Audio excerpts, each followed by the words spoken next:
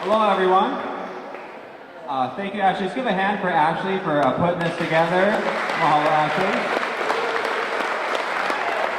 So let's give a hand for Douglas and the entire recovery team and all those behind the scenes that made this happen.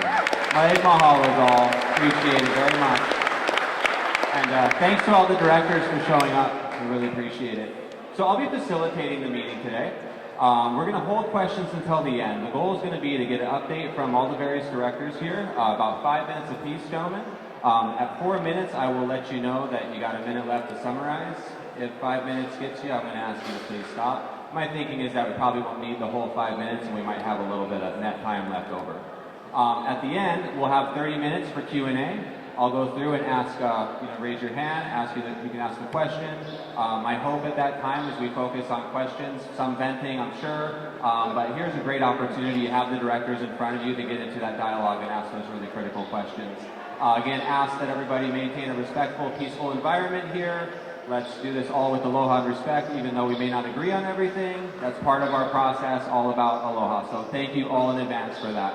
So, we are going to get started. I'm going to get a microphone. Great, thank you, Zendo.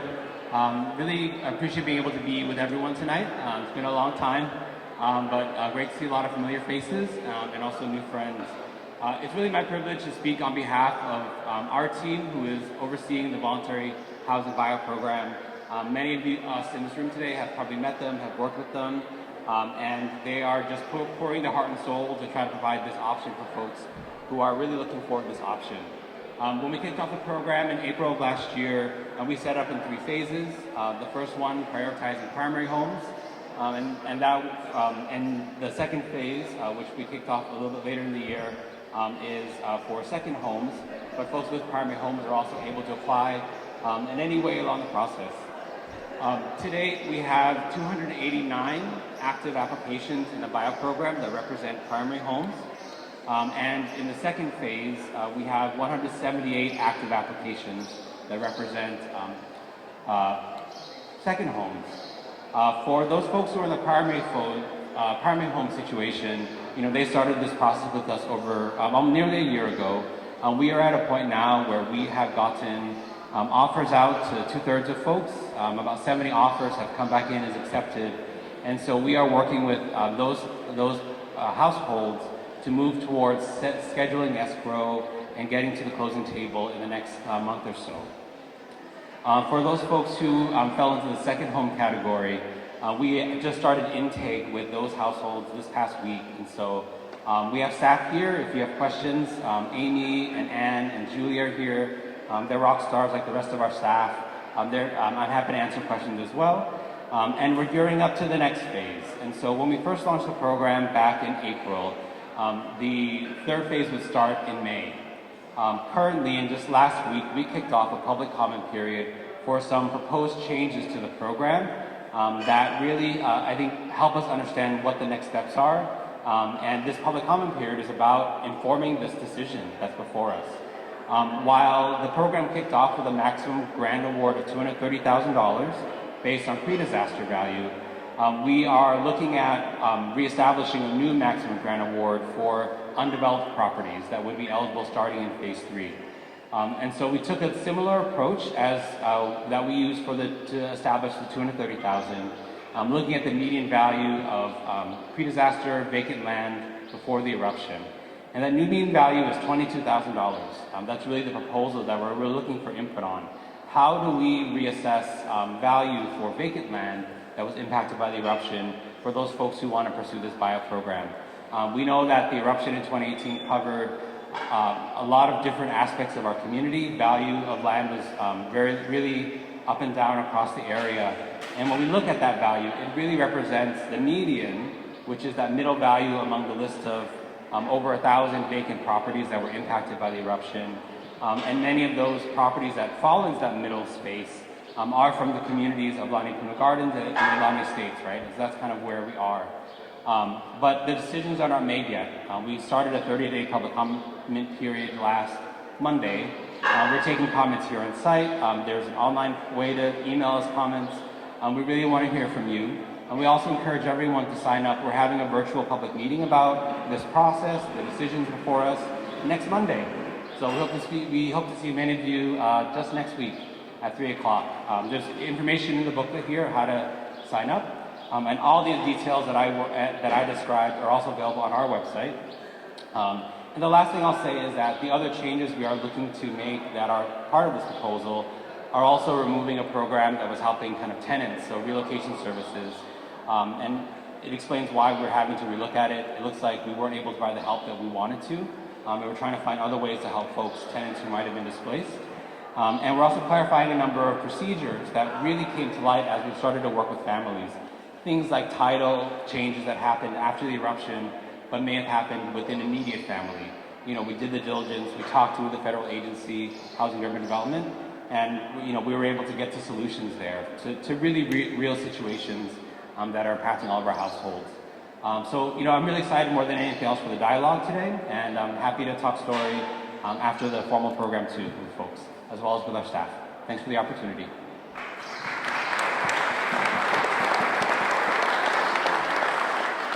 Thank you, Douglas. Okay, that's a little hot for me. Okay, I want to take one moment here. It's been a long couple years. Just want to acknowledge that we're all here in person. Big round of applause to all of us that we actually get to be here in the same room. So let's give it up for us.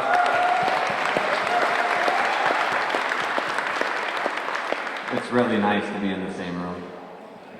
Okay, we're going to now move forward with the road recovery and restoration. Ikaika Rodenhurst, the Director of Public Works, will be giving an update on primarily on timelines and the project schedule and just kind of the general overview. I know some of the information's in our handout as well. So Ikaika, you got 5 minutes, buddy. Thank you. Hello, everybody. My name is Ikaika Rodenhurst. I'm the Director of Public Works. Quick update.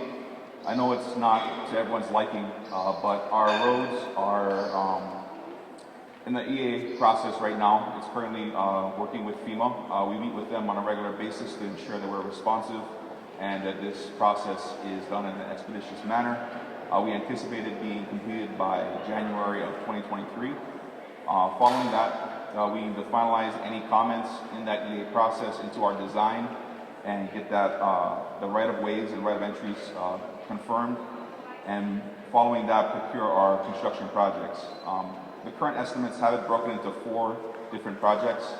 The first one, the largest, and these are all done concurrently, by the way, is Pohoiki Road, going from Pohoiki Road all the way down to the intersection of Pohoiki and 137, and then going up 137 to Kaboa Beach Road at the current boundary. That boundary can change during the EA process, and we are working with DWS and FEMA to finalize that through this process. This will include road work as well as waterline restoration and installation, and it should take from the 4th quarter of 2023 and be completed by the 4th quarter of 2025. The second project that will happen concurrently is along 137 from Mackenzie to the intersection of Pohoiki along 137.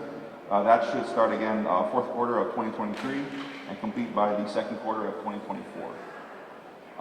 Again, the next estimate for our projects when concurrently is from 4 corners along 137 down to Kaboa Beach Road where the Pohoiki project boundary is. And that one should go from quarter 4, 2023 to 2nd quarter, 2024. And then finally, our Lighthouse Road portion, the county portion of Lighthouse Road is estimated to go from quarter 4 of 2023 to quarter 2 of 2024. Those are our current road updates. We're making sure that we address the questions that come along the way. We addressed many questions in the community and we continue to address more. We are listening and we're doing our best to respond. I know there's a lot of concern about the schedule and how that's going. We are making sure we do everything in our power to move this along. We understand that you folks want to get home and we want to help you get there and get the road home. So any questions you have, happy to answer them. And thank you for showing up and thank you for the dialogue that we're going to have. Mahalo.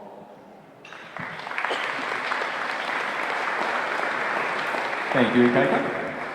Just want to point out again, it's great to have our FEMA and HYEMA partners here. Thank you all for coming out. We greatly appreciate it. The community did ask, they've showed up. So again, big round of applause for our partners coming in. Thank you. Okay, next we'll be moving on to water restoration. Our priority projects have been identified, alternate projects as well, and working to coordinate the actual implementation of the Pohoiki side of it. Close coordination with, I'll let Keith get into that, but I'd like to introduce Keith Okamoto, Chief Engineer for the Department of Water Supply. Thank you for being here. Thanks, Zendo. And yeah, thanks again to all of you for coming out and joining us, giving us an opportunity to engage with you, talk story, hopefully share some information that might help you folks get a little bit better understanding of where we're at, where we're going, and some time frames built into that. Before I get started, I want to acknowledge two members of our team, the actual real brains behind the department. Is Kavika Uehara, our deputy, and Kurt Inaba, our engineering division head. I really gotta thank Kurt because his tray keeps getting stuff added onto, and besides our day-to-day stuff, when natural disasters and things like that happen, his staff do a lot of work to try and figure things out moving forward. And that's one of our challenges with this particular situation, is that not in all the engineering standard books, there's nothing to design for lava, right? As far as water line installation and our infrastructure. So this one is going to be unique for us. The biggest challenge we have, or we see moving forward, is Upper Pohoiki, where we're crossing that line of fissures, where we think the subsurface temperatures are still pretty significant. So I know there's been some questions about sequencing, timing of the projects, and things like that.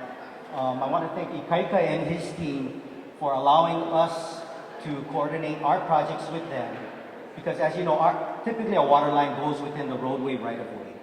So it doesn't make sense for them to come first, build a nice new road, and for us to come in later, dig it up, and then put in our water line, right? So mahalo to Ikaika, his staff, for working with us, allowing us to work with them to get this done in the most prudent way.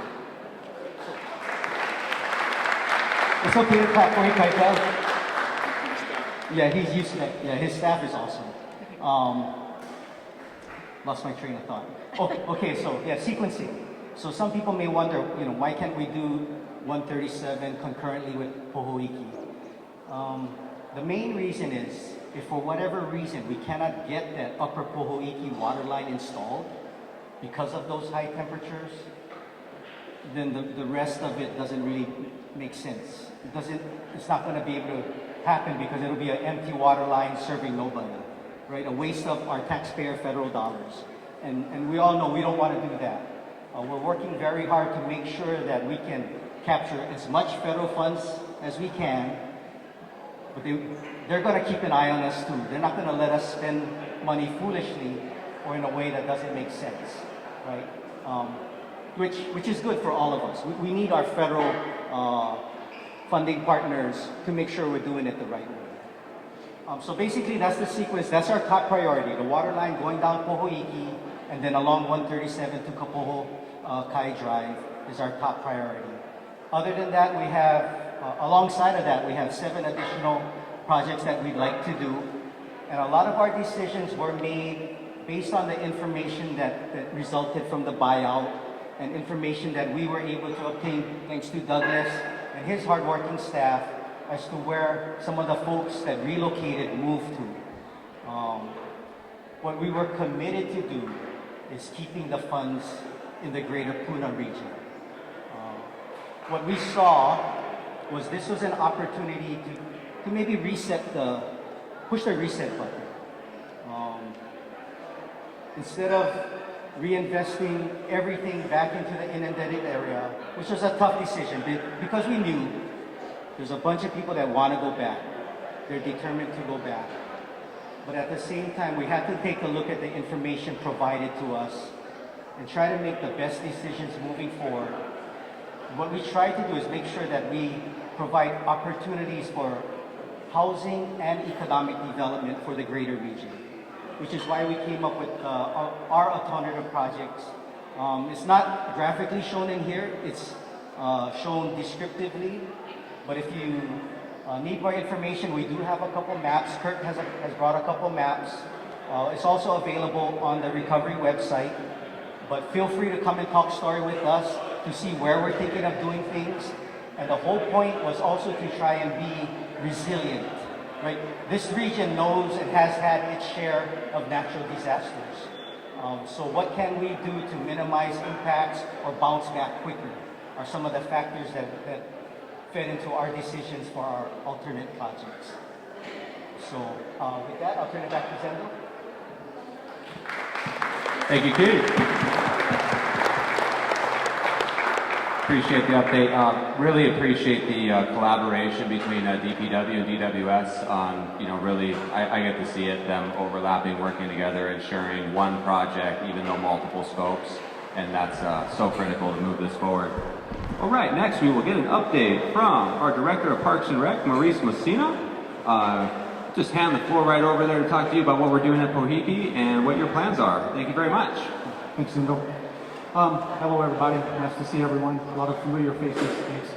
I'd like to start off by also, like Keith did, I'd like to introduce our Parks Deputy over there, Michelle Hiraishi. So thanks, Michelle, for everything you're doing to help us out. So as far as Puna recovery, some of the things that we've already worked on, for instance, we've already fixed the Pahoa pool. We were able to get that reopened right after the place was a community shelter for, we had the longest running shelter in the entire state in Pahoa. We met with our team last Friday to discuss how we're going to fix all of the Pahoa fields that were used as sheltering fields.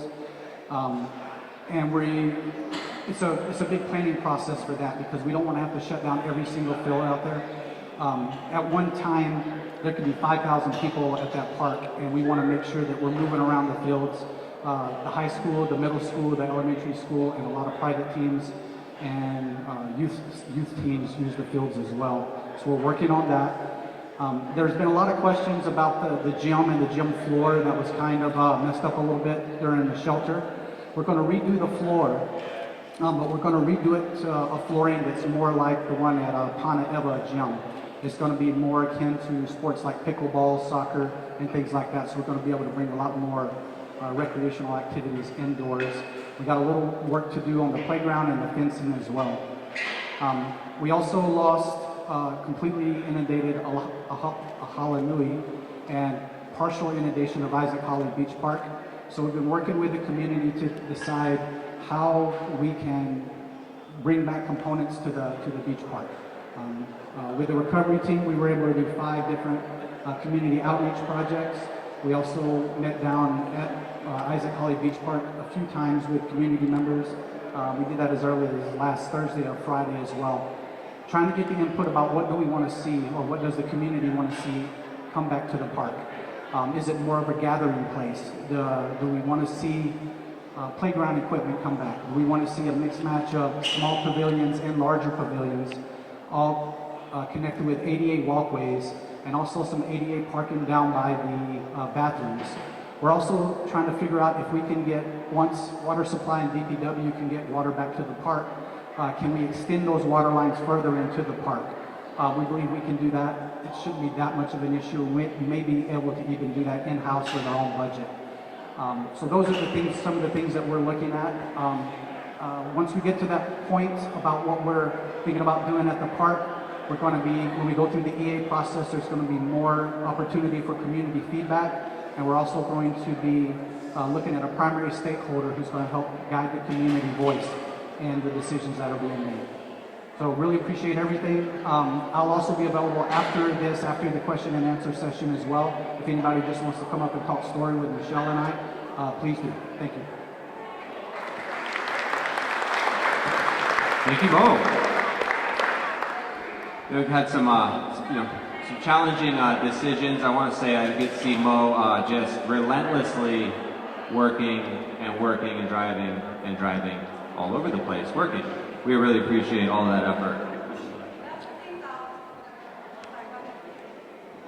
That's not something I'm going to do. No. I don't do that. Sorry. Okay. I would like to give it up for Sure Foundation. for letting us use this facility. Mahalo, Church Foundation.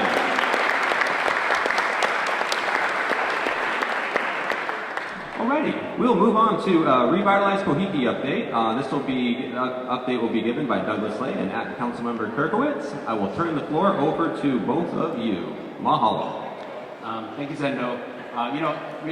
Mo spoke to a lot of the process, but really want to invite everyone, when we have some time later to mull about, to check out where we are in terms of what we heard and some of the draft plans for Revitalize Pohoiki, where Rochelle and Misty and Rochelle out back there can help you navigate.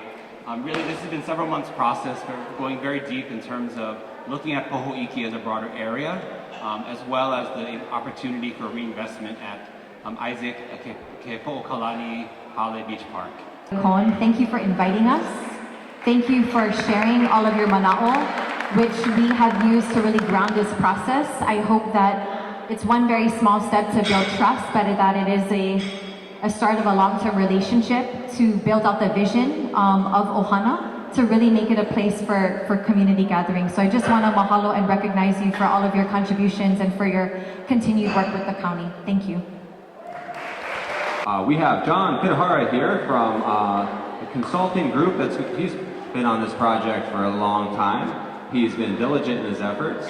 He's held through at times of uncertainty to stick with Puna. It finally came around, so we really appreciate your persistence. Sorry that the Dobor folks were not able to make it. It was a last minute issue. So I'd like to turn over the floor to John. John, you got the floor. Thank you. So I know that he's carefully watching he's setting it right now, 5 minutes. So I'm gonna try to make this quick. My name is John. I'm not a department head, so you're gonna have to live with me for the next 5 minutes. And for tonight, I'm just a consultant. And worse yet, I'm a consultant from Honolulu. So before I get booed off the court and kicked out to the road, let me just give you a quick update on this project. So our company, the Limtiako Consulting Group, we were selected by Dobor to work on this project, this boat ramp project. And the format of this thing was unique because we started with outreach. My involvement with the community actually started in July 2020, and it's been ongoing ever since. The thought was, let's launch the outreach quickly so that we can start creating these relationships, understanding the problems, understanding how to solve these problems, get this stuff done quickly and as quickly as possible. And then we're gonna do the engineering part later. Little did we know that it was gonna take over 1.5 years for the contract to come, but I'm happy to announce that we actually got our contract and that engineering services has begun effective February of this year. So right now, what we're doing is we're doing a report.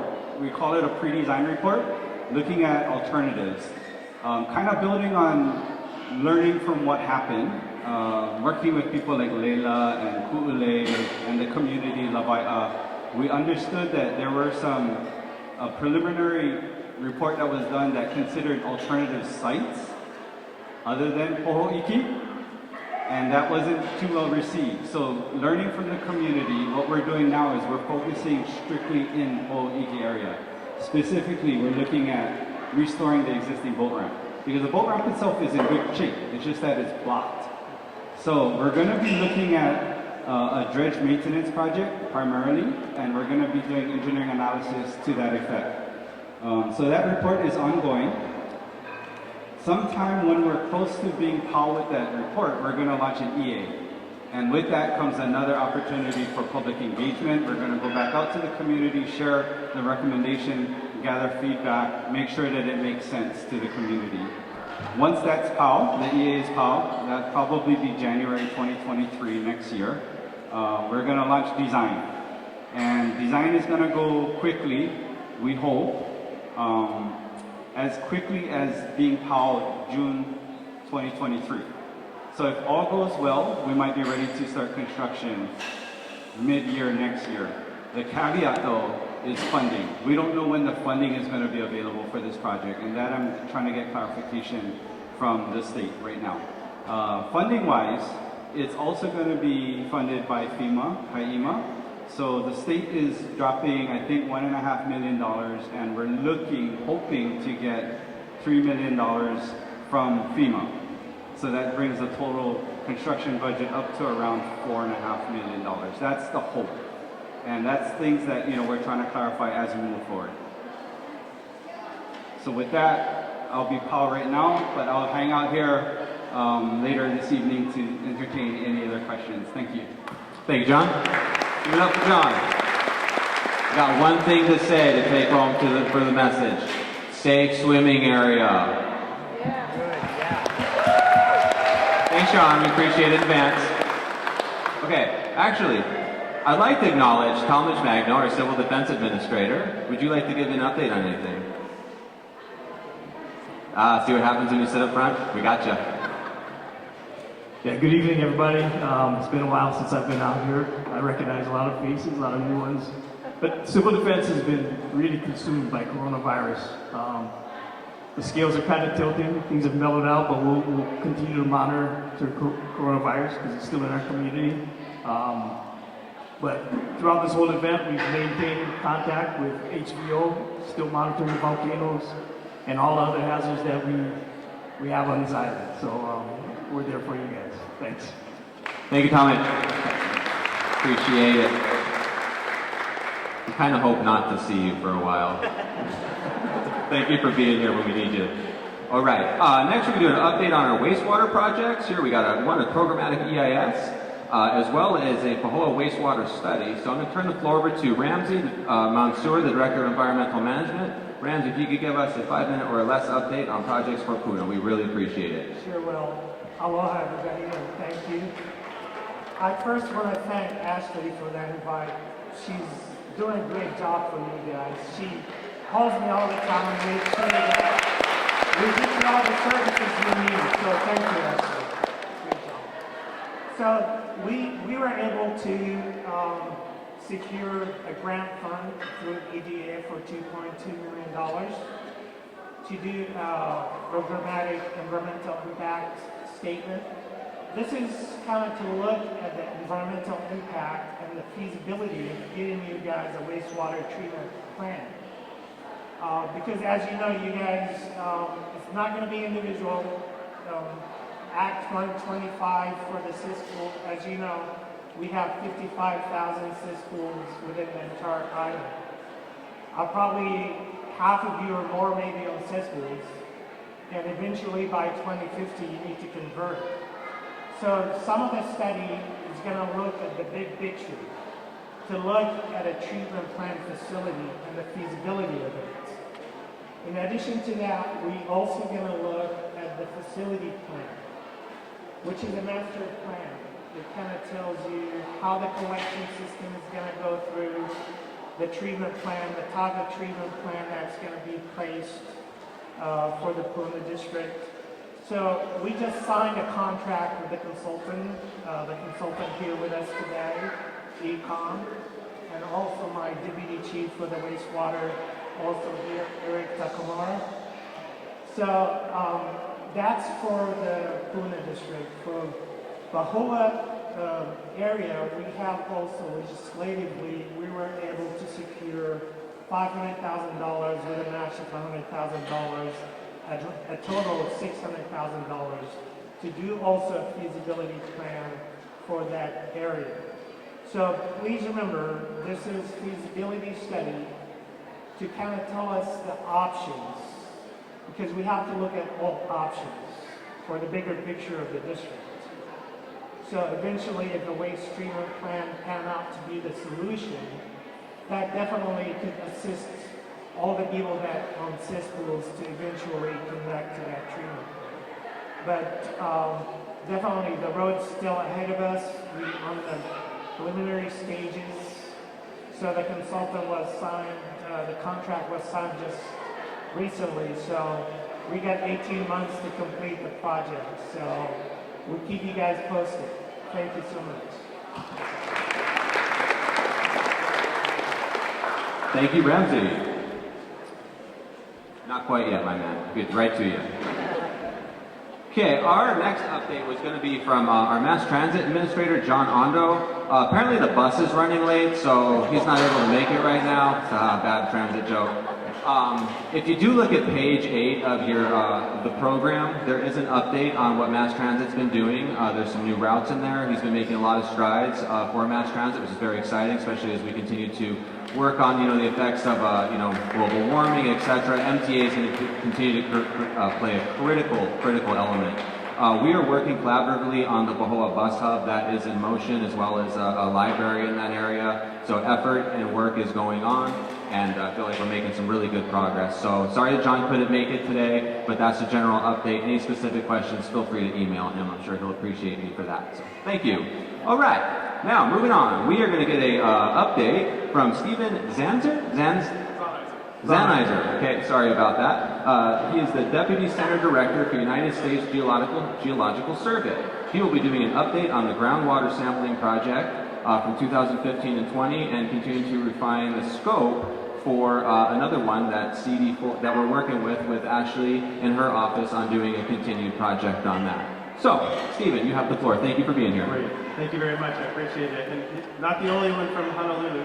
There are others. So I'm part of the Pacific Islands Water Science Center. We're located over on Oahu, Port Island.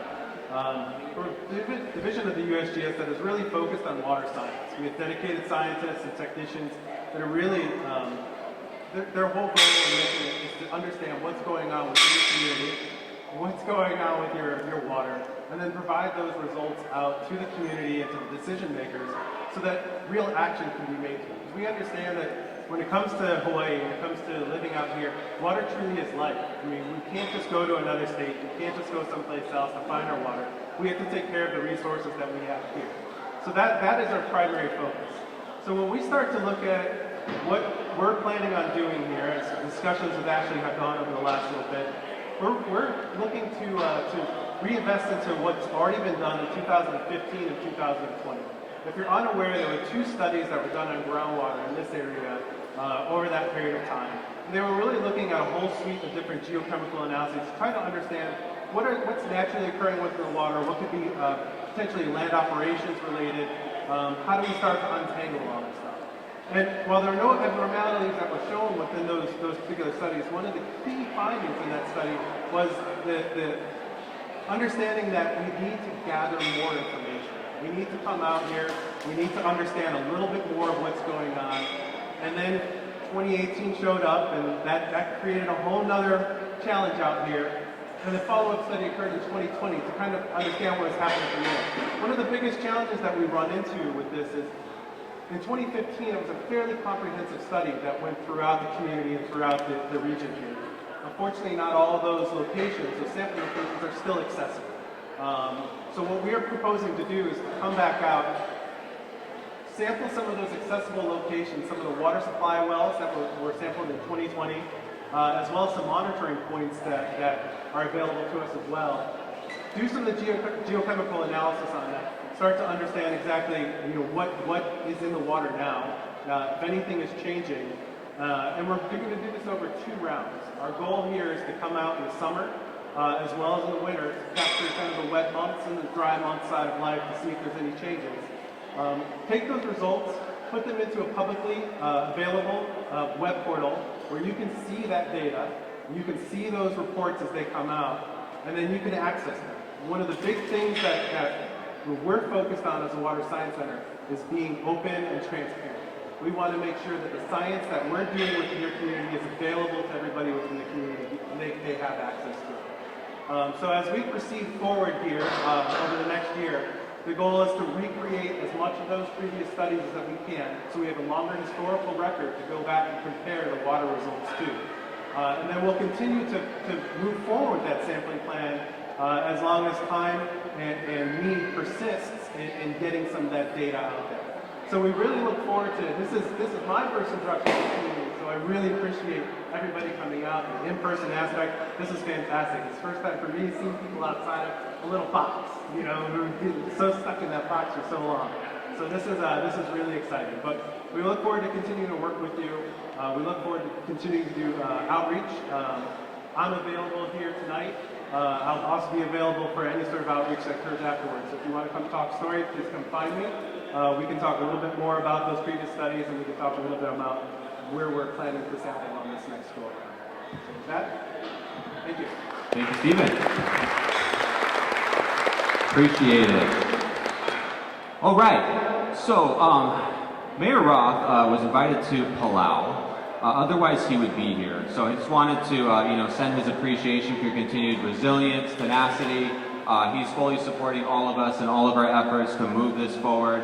He sends his regrets for not being able to be here again, but otherwise, just sending his aloha to everyone and grateful for all of you. I'd like to give it up for all of our directors for showing up, as well as our consultants from Oahu. Thank you much. We're going to move into Q&A. Okay, so we're going to do the Q&A by raising hands. I'll probably start from the front and work my way back. We'll have one question per person. If we have time, we'll go through and do another. Again, I encourage you to ask the questions. If you get too far out into the weeds on just talking about stuff, I'm going to ask you to come back in and try to keep it direct. Again, some venting is perfectly fine, but again, for the sake of respecting and honoring everyone's time, let's try to be direct and take advantage. Okay, the question was whether the Leilani Avenue and the streets in Leilani Avenue and the streets in Leilani Puna Gardens, will those streets be reopened? So to cover that, for these current roads that are under the FEMA funds, they aren't covered under those FEMA funds. There's part of Leilani Avenue that's part of Pohoiki. It's a connector between the two. That's part of it, but other than the actual roads inside, it's not part of it. And we can assess where we go from there.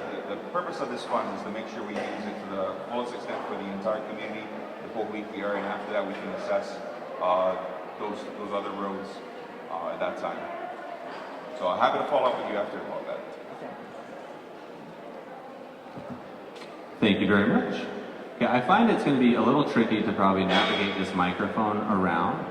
It's going to get a little bit complicated. So if you can use your loud voice, that might work. I'll try to repeat the question. Otherwise, I'll try to navigate this through. Anybody else in the front row? Seeing none? Sir in the right shirt, a red shirt, I mean.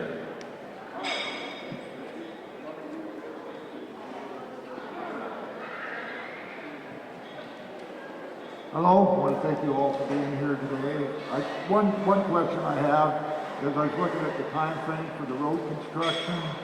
From Four Corners, there's about a year and a half or 2 year span between it goes from Four Corners to Kapoho Beach Road, and then coming from Pohoiki to Kapoho Beach Road the other way. My concern is, being that there's that big time frame in there, will that road go from Four Corners to the south side of Kapoho Beach Road so people can start accessing down that direction? Yeah, so the way that the projects are estimated in this, that they're all working concurrently at the same time. So that's the way that this is put out in the schedule, as well as explained. So they should all be working at the same time. They go beyond Kapoho Beach Road. It's a possibility right now. Right now, what we have is this is how the projects are split up in the EA assessment, the environmental assessment, I apologize. And once we get that finalized, we can finalize these project scopes and give you clear directions on where these boundaries are for the projects and get that going. But it will have the 137 restored from Four Corners down to Pohoiki at the end of this. All at the same time, though, is what you're saying? 4 projects running concurrently.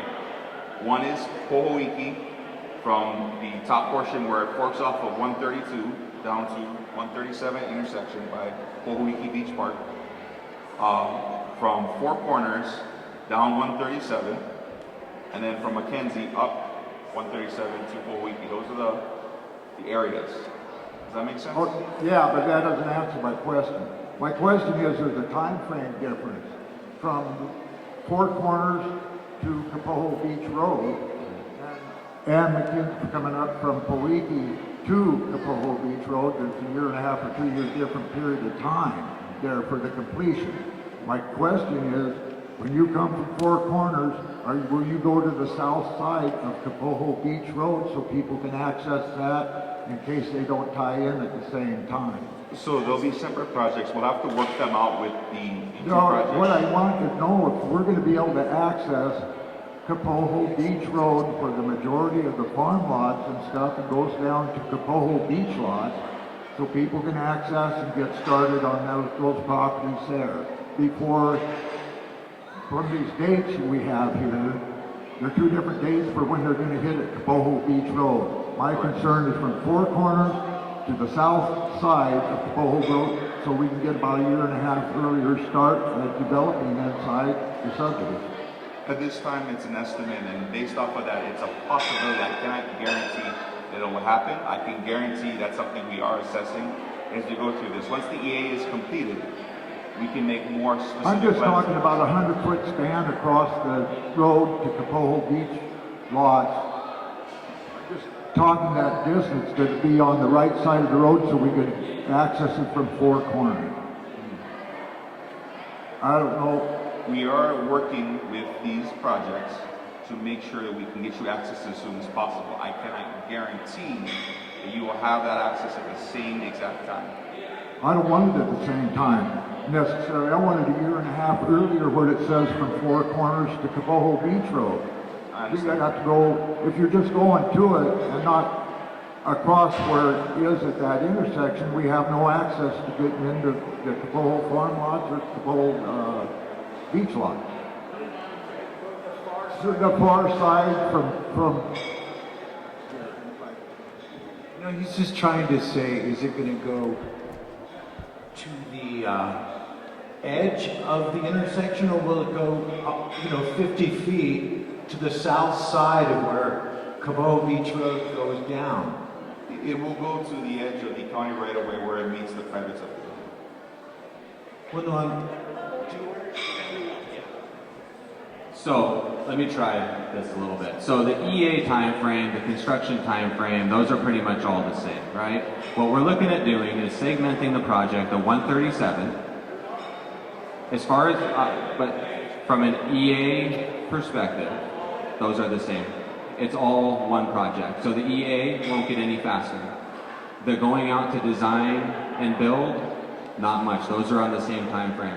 Where I believe we could possibly make up for some time frame, based on my understanding, correct me if I'm wrong here, I'm just trying to, layman navigating, that depending on the segment of 137, on where that goes to, if that goes to KBC or Kapoho Road as one segment of the road, that's a smaller scope of work, and that could get completed faster than coming down Pohoiki and around. So I haven't seen any way to get it faster regarding the EA, regarding the design, and the construction side of it.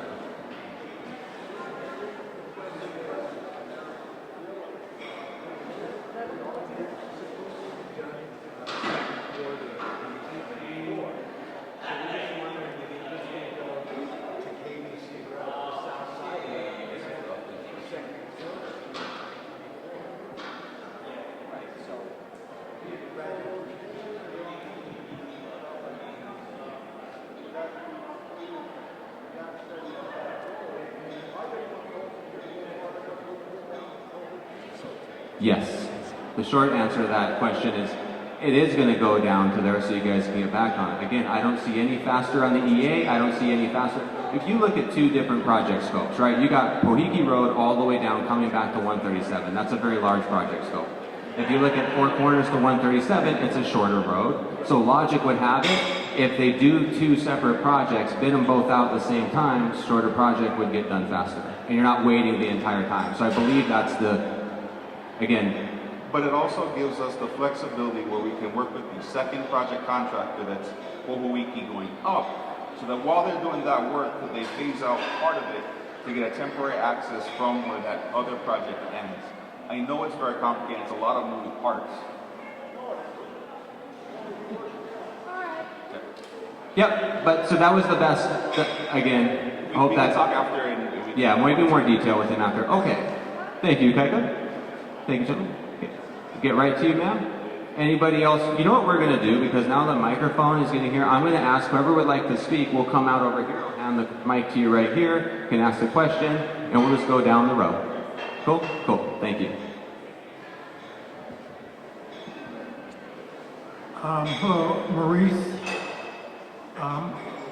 At several of these meetings, we brought up the need for the Parks Department to look at a Hallelujah. And I was happy to hear you actually mention that tonight. So what efforts or what thoughts have been made to restore a Hallelujah so that we have increased ocean access and safe swimming here in Puna? So thank you for the question. Yes. So I think there's two parts to that question. The first is, can we restore Ohalanui? And the second part is, can we get more ocean access because of all the new beaches that were created? That has been brought up numerous times, and we also saw those questions come out in the talk story sessions. Right now, we're not 100% sure because first, when the roads get put back in there, if we create access to the ocean, can we do that in a way that is not going to, for lack of a better word, kind of destroy the area, right? Because we also, if we're going to bring people back to those beaches over there, we need some infrastructure. We need a place for them to go use the bathroom. We need water lines. Fire department would need some lifeguards. We would also have to have some type of vehicular emergency access in case there were accidents. And I'm not sure how it is over there, but we would also have to figure out some type of communication system that people can call 911 in case there's an emergency. But I can tell you that has been brought up numerous times about, can we look and see if it's actually possible to restore Ohalanui? And if we can't restore Ohalanui in the future, can we find another way to get county access to another safe swim area? FEMA did grant you, I believe, roughly $4 million to restore Ohalanui, correct? No, they granted us a little under $5 million to do projects at Ohalanui and Isaac Holly Beach Park. Our estimate of what it would take to restore Ohalanui was in upwards of $80 million. So can you send us that information, that how you arrived at $80 million? Yes, because that includes roads, that includes removing lava. So there's a lot of stuff that have to happen to put it back to where it was. Afterwards, I can get your email and I'll send it right to you. Thank you, sir. Thank you. All right, here you go. This is great. If you have a question, get in line. Thank you. I think my question is for you. First, I want to thank y'all for the enormous amount of work you're doing. It's amazing. For me, part of revitalizing Puna is also to help those of us stay in our homes. And many of us who have been here for decades have learned to live here without being wealthy.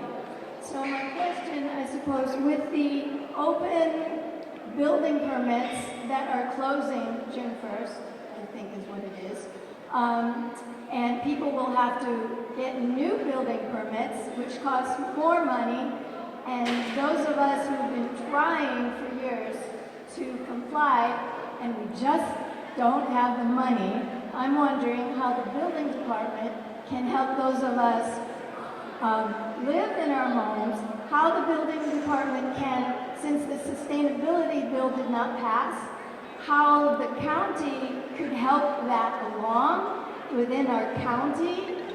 We don't need, many of us don't need houses that have two pane glass because we don't live on the continent. So I'm wondering how you're willing to work with those of us and to get up to code and be affordable. Thank you. Thank you. Fortunately, that question is not for me. I grew up in an unpermitted shack, grew up deep in the jungle in an unpermitted house that eventually got permitted, and built a number of houses that are permitted. So, that question's for Ikaika, Department of Public Works, Building Department. Yeah, so Public Works has the building division, we house the permitting process. Zendo's planning department is an integral part of that. But it would be housed under me. If you want to send me the details on that, happy to work with you and give you some guidance on where we're going with that. Most of it is because it's per our code that we have expiration of permits, and that we have a a code that we have updated for the minimum life and safety of the community in our building structures. And so happy to discuss what we can do, what's looking forward on that.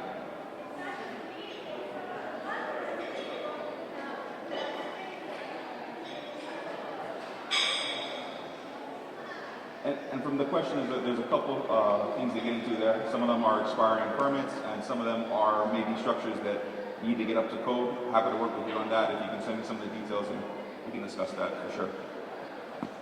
Thank you very much. Here you go.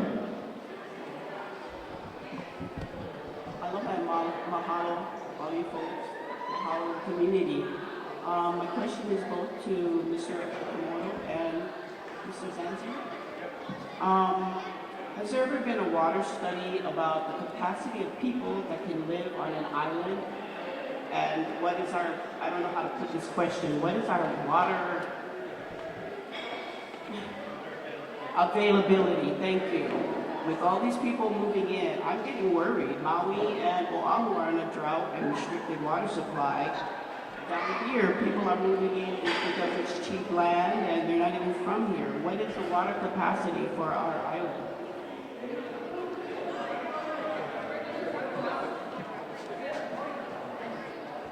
I can be the one to probably give you an answer that you may not be satisfied with, unfortunately. So the jurisdiction of the capacity lies with the State Commission on Water Resource Management. Basically what they do is they identify aquifer systems on all the islands in the state, and they oversee how much water is being pumped out of it versus what they've established as a sustainable yield for each of the aquifer system areas. What I can tell you from our understanding, because our kuleana in that whole, there's a state water code set up by the state legislature to keep track of these things, because fortunately there's some people who are smart enough to identify that as a concern that we should be aware of.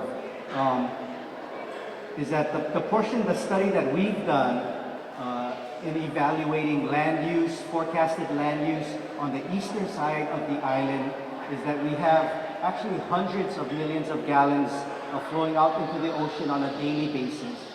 So the long story short is this side has more than enough capacity as far as fresh water.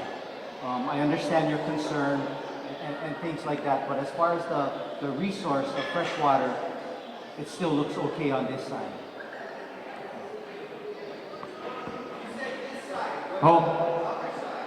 Hold on, you can answer the question when you get up here.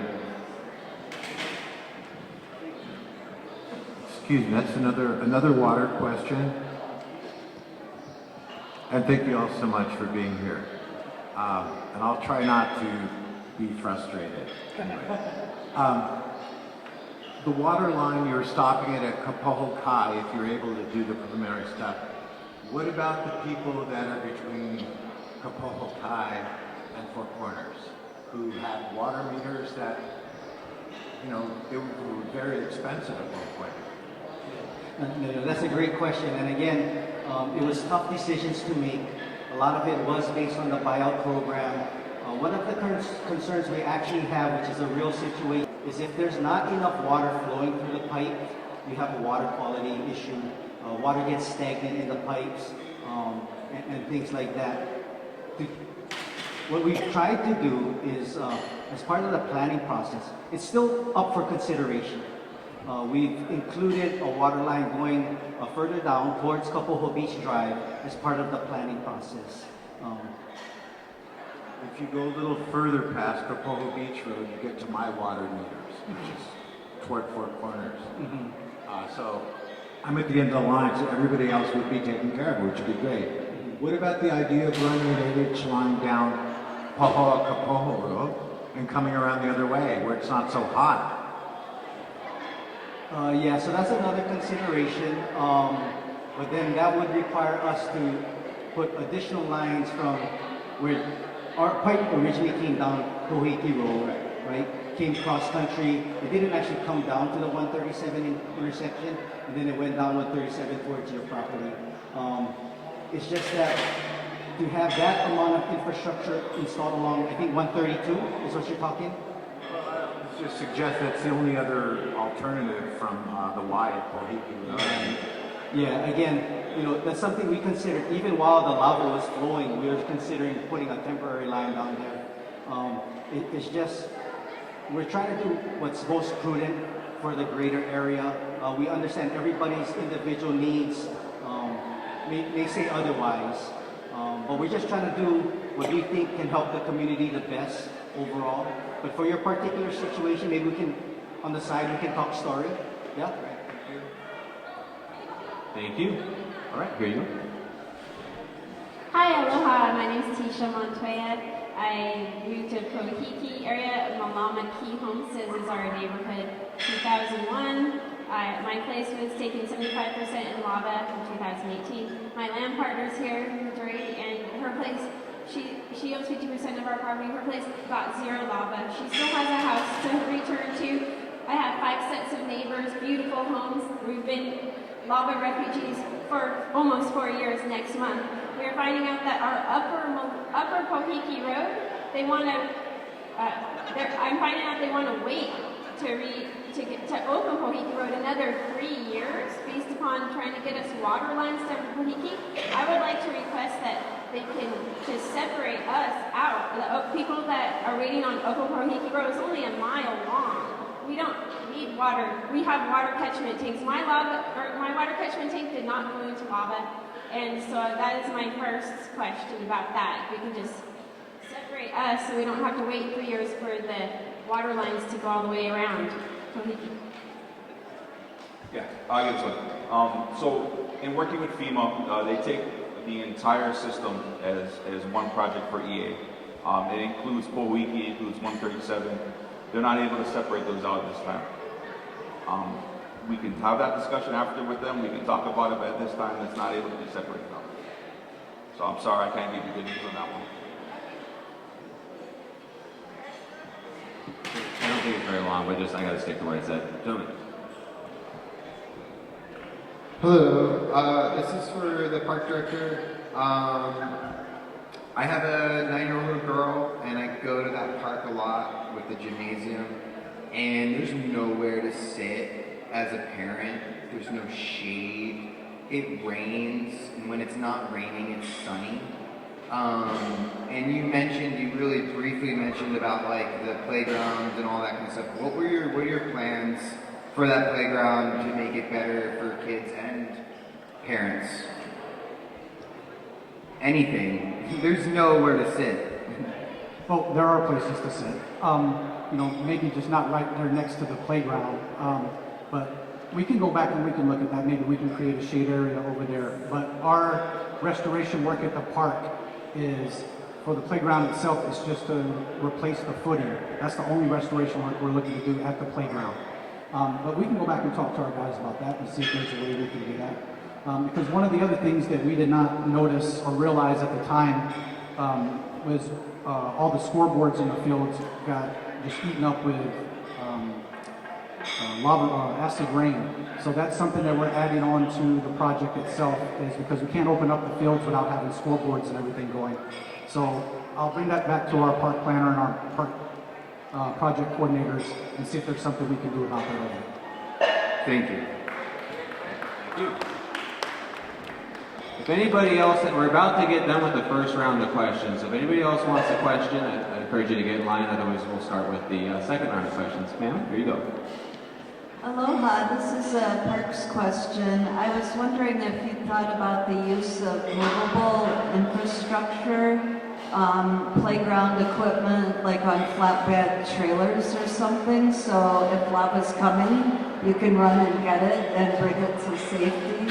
They have all those blow-up systems that kids like to do, the water slides and things like that. So it seems like we could have a service for Puna where equipment is getting moved around to various neighborhoods, and perhaps if lava's coming, you can save it. Thank you for the question. As far as playground equipment and things of that nature, no, we haven't thought about that. So that's an idea we can look at. But there were some community members in Pohoiki that brought up an idea of like a trailer restroom area. Kind of like what you see right now at Kīlauea Airport while they're working on the restrooms there. And so the idea was to bring that trailer further down into the parking lot near where the lobby is.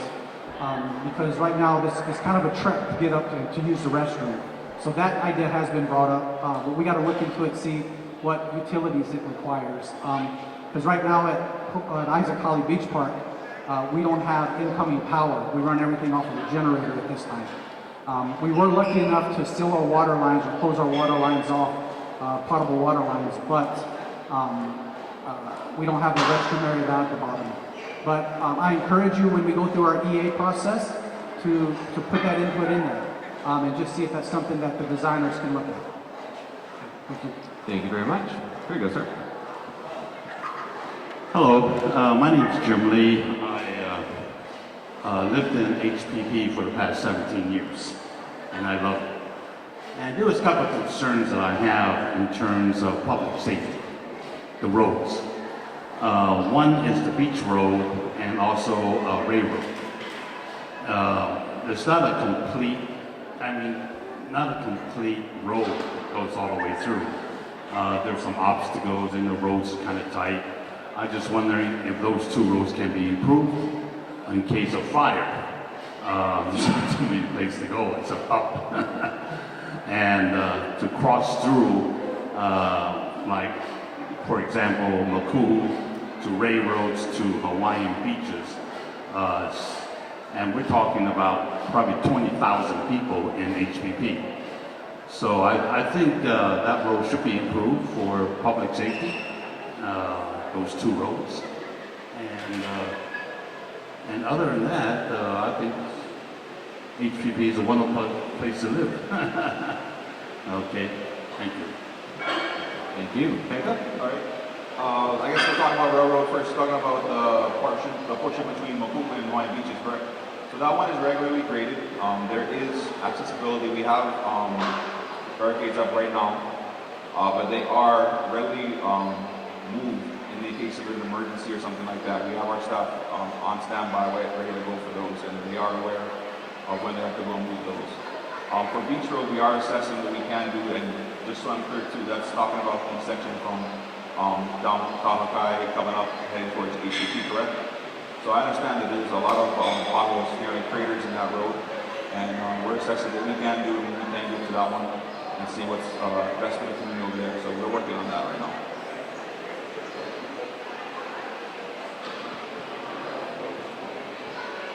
You plan to improve both those roads, correct? To an extent, as far as paving them, that's not currently in the plans right now, but to make them traversable, that's what we're looking at right now. I know for railroad, between Hawaiian Paradise Park and Hawaiian Beaches, it is traversable. It is one of the roads we do have ready. The beach road, not as ready, and we're gonna work on that. I think those are two important roads, just in case of forest fire. I agree. I agree. Thank you. Emergency. Thank you very much. All right, 1 minute. We got a couple first questioners, and then we'll loop back around. We are running out of time, folks, so here you go. Aloha, thank you for coming down and talking with all of us. My name's Olivia. I lived in Kokoho farm lots for 35 years. My experience, and I've tried my best to show up at various things, that I really am traumatized and very people. I think for most of the people who've been here to see a few flows, the most difficult has been more than a house and a farm is my lifestyle. There's no access except the hot little bit of water behind the sand at Pohoiki. So for me, I forgo a buyout. I don't even, I can be under the same sky and know I'm home. But to have to drive 40 minutes into Hilo town and find parking in Kīlauea and already be impacted in Kīlauea to take a swim and then come back 40 minutes later. If there is any way that we can plan and make manifest swimming, our children are taking, when you come into Pohoa now, it's not Pohoa. Nobody's healthy, you don't see sun on the cheeks, you don't see vitality in the eyes, and it's because we have no ocean. It's our life. So if there's any chance, I just want to say I appreciate everything you're doing, but I feel like if you want to revitalize Puna, we need to get an ocean. Thank you. Yeah? Aloha everyone, thank you so much for being here today and for putting your energy into serving our communities. I'm asking a question on behalf of a friend. He's wanting to know, I'm not sure who to direct it to, but it's about Paint Pohoa. And it's a small matter, but important, if there could be numbers on the buildings. I guess there's not a lot of numbers on the buildings in Pohoa, and that's something that he's hoping we'll see after that. Yeah, thanks for the question. We can certainly do that. In addition to putting on numbers, we also are going to be elevating the history of Pohoa Town. And so mahalo nui Auntie Nancy Seifers for over 6 weeks taking a number of house students, canvassing through the towns and just educating businesses and educating Keiki around what businesses existed there. So there will also be commemorative plaques that let everybody know the history of Pohoa Town. Awesome, thank you so much. Thank you so much. All right, you two be our last question answers. Come on up, here you go. Aloha and mahalo for the hanaho. This is more a statement and a plea. While we're revitalizing Puna, please let us not forget, and I'm speaking in particular to emergency access roads from Puna going to Railroad and possibly to Hanaewa. Has that been said? You guys are looking at a road? Pardon? Yes. Will that affect Hawaiian homeland and that subdivision? See, as I said, we can revitalize Puna all we like, but now we will make Hanaewa part of the plan where these Kanaka Maoles have been living there peacefully forever, and I dare say we will get tens and thousands of traffic through their quiet subdivision. Why? Why Kanaka Maole gotta put up and give again for the health and the majority of others who moved here? I'm begging you, it wasn't supposed to be a question, it was a plea. Please, we've had enough. Give. Enough already. Please, think of an alternate shipment. Hit shipment up. Please. That's all I think. No, mahalo.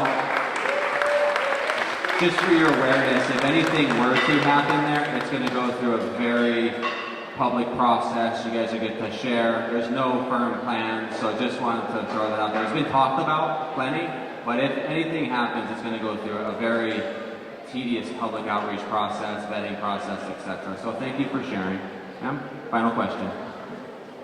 I have 3 questions. Is that okay?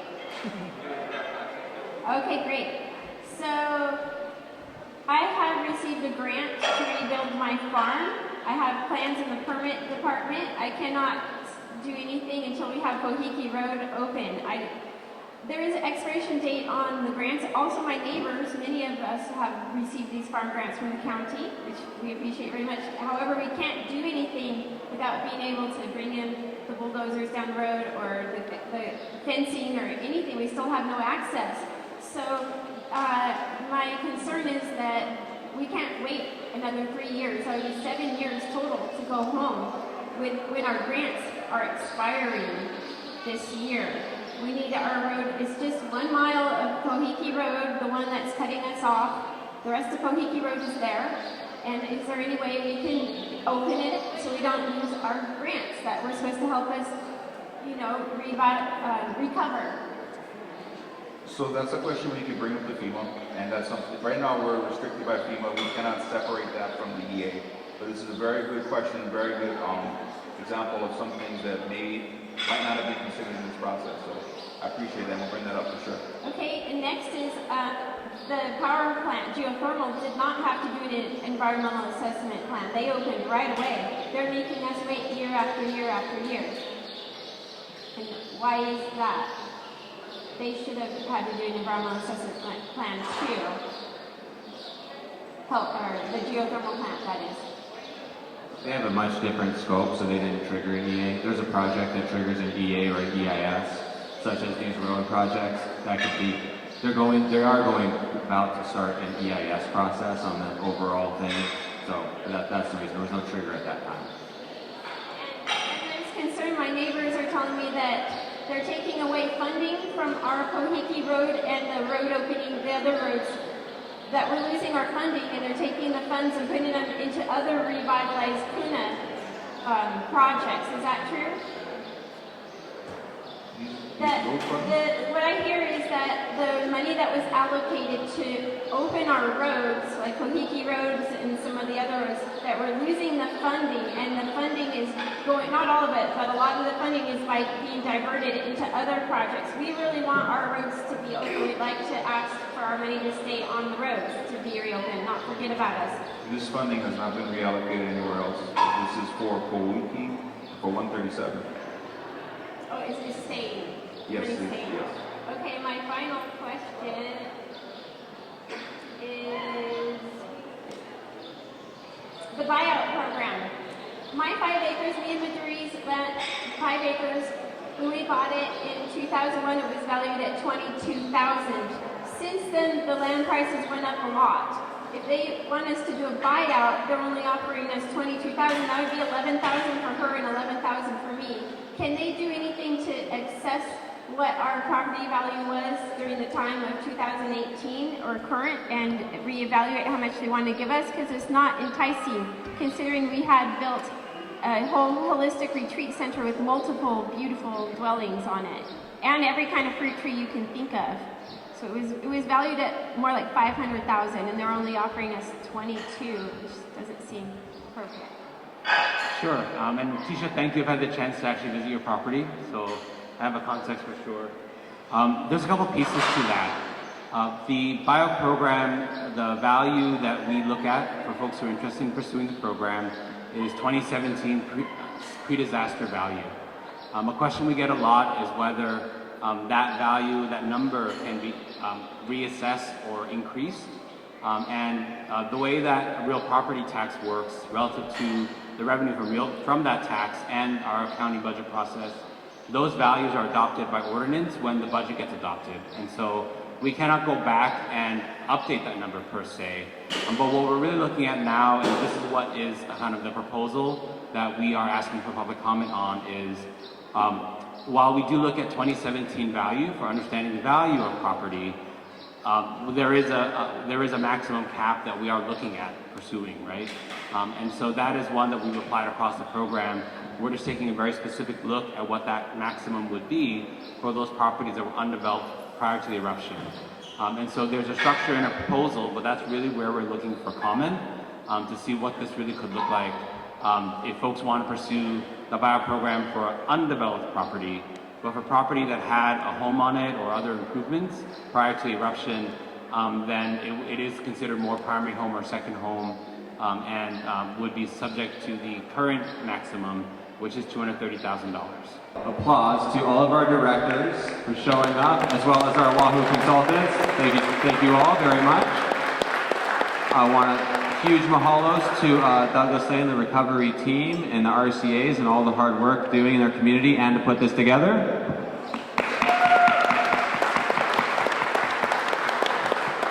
I'd like to give a huge mahalo to Councilwoman Ashley Kirkowitz. Thank you for being diligent, putting this together, and being here for our community. I'll turn it over to you now. Everyone, for your patience. Thanks for showing up and being engaged, for being curious, and giving us a chance. You know, I'm just thinking about next month being the 4th anniversary of the eruption. So many lives changed forever in that moment. The recovery process is so incredibly complex, it's complicated, but that's no reason not to act. And so we are proud to be hosting these activations. Our next one will take place July 12th. And so come again, tell your friends. This keeps everybody accountable and information out in the community. So mahalo nui for taking the time and spending your evening with us. I just also want to take the opportunity to thank Richard Gorman, Shannon from Sure Foundation for allowing us to host it here. It is our goal to take these activations on the road and host them in various communities throughout Puna, so thank you for that. I also want to call your attention to the Paint Pahoa Town project that will be commencing in May. There's a table where you can find more information and sign up to volunteer. We've raised close to $20,000 in private money, no county money, but private money to coordinate a paint refresh that is really going to revitalize downtown Pahoa. We're excited to be collaborating with local artists such as Nainoa Rosehill, Sue Champney, Keone Alvarez, Hawkeye, William Sullivan, and others. They have some phenomenal work that they've put together that is really going to tell the story of Pahoa and also elevate the numerous kupuna that have really advanced the values and culture of Hawaii. So really excited to unveil all of that with all of you. And then I just want to put one more shameless plug in. Remember in 2019 when we shut down the street and did that big party? We're doing it again, July 2nd, Saturday. So save the date, it's going to be phenomenal. Food trucks, live entertainment, it's a way for us to really activate Pahoa Town and give back to a very generous and amazing community. So mahalo nui all of you for being here. And I also just want to thank Douglas Lang of the recovery team for just giving me so much latitude to collaborate. This isn't typical. Council offices, mayoral, executive branches, they don't usually collaborate in this manner, but we've got a lot of trust here, and I think all of our hearts are in the right place, so thank you, Douglas, for allowing me to collaborate with you. With that, I heard some growling tummies, and so if you want your food voucher, please complete the evaluation that is contained on the back of your booklets. Just go ahead and scan the QR code. If you don't have a smartphone, please raise your hand. We will have somebody from the recovery team provide you with a printed evaluation. Thanks for completing that. And at this time, I wanted to call forward Leila, Auntie Susie, Leilani, if can, and Keiko. Let us close out in ho'oku'u. Everyone, please stand.